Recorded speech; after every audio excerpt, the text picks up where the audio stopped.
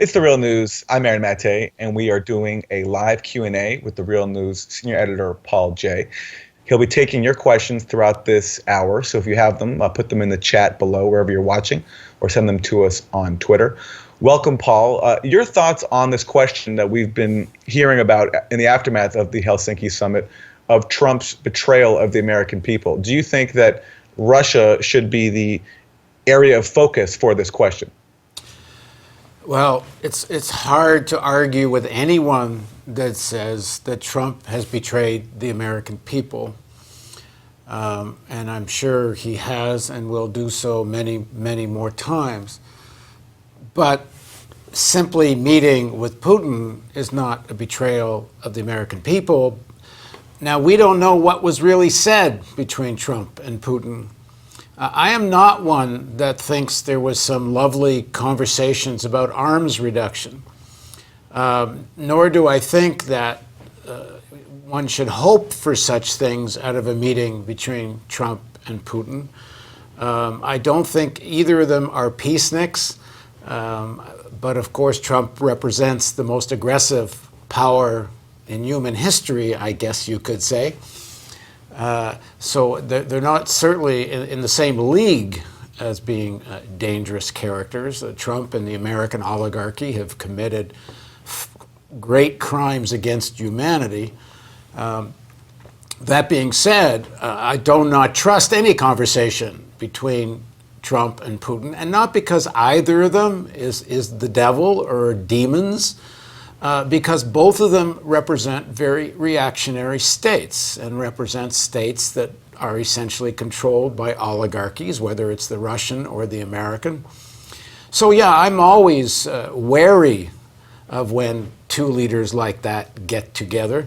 But to be wary of these negotiations or discussions, one should not feed the most reactionary fears and stoke the paranoia that harkens up all the ghosts and demons of the Cold War.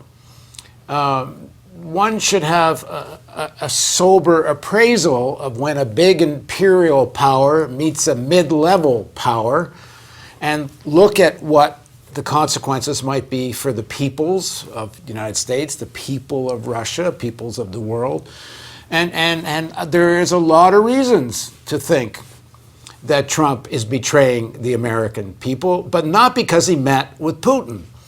And I, while I have many points of agreement with Bernie Sanders, I think it's honestly, I don't know, I guess outrageous.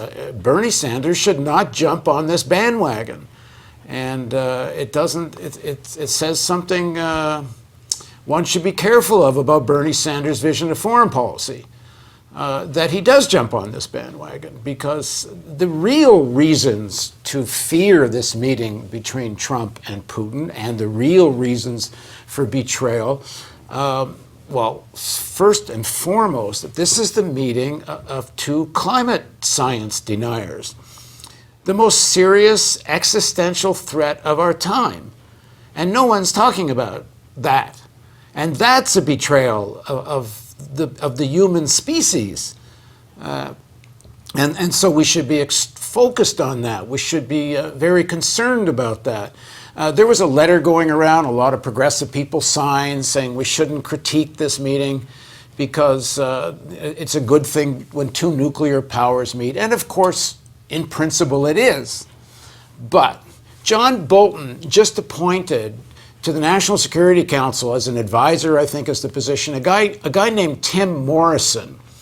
Tim Morrison was against the START nuclear, the treaty, Russian-American treaty. He's against New START.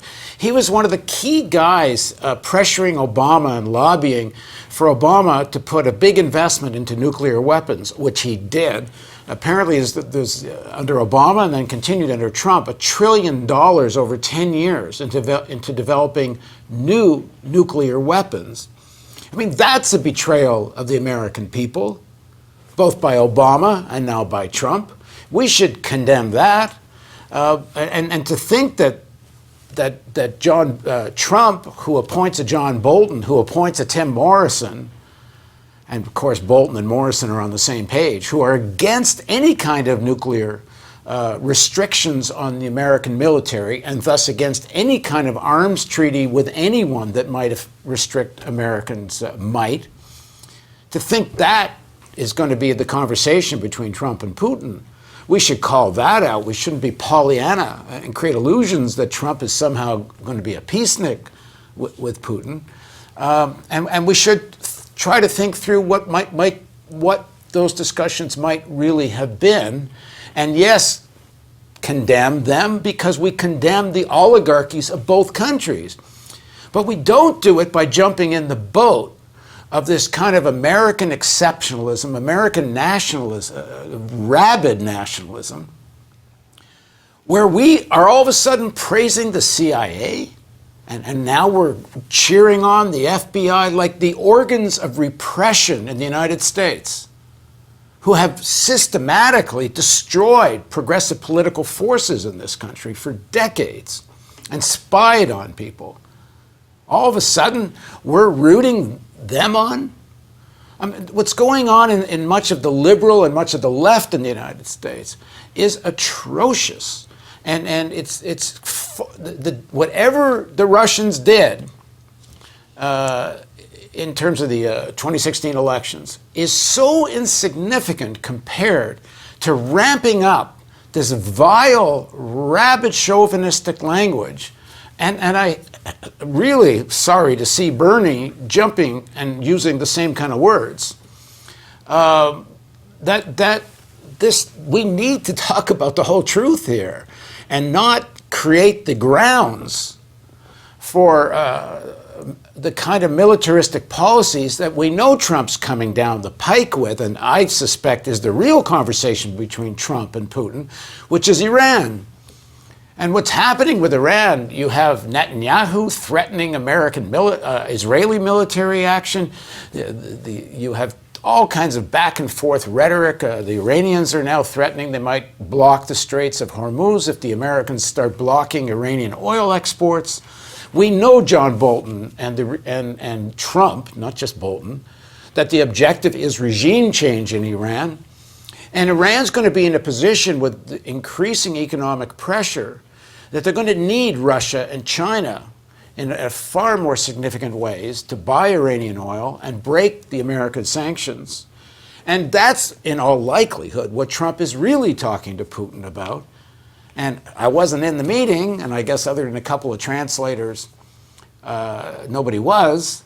But if I'm looking at this situation, Trump is saying to Putin, we don't want you to bail out the Iranian economy, and we don't want you to bail out the Iranian government the way you did Assad in Syria. You know, we're living with you saving Assad in Syria, but when we're coming after destabilization of Iran, we don't want you playing that role. And I have no idea what Putin responded with, but you know, Trump came out of those meetings smiling. So yeah, do I think Trump has betrayed the American people? Sure. But for none of the reasons that corporate media and the whole Democratic Party establishment mostly are talking about.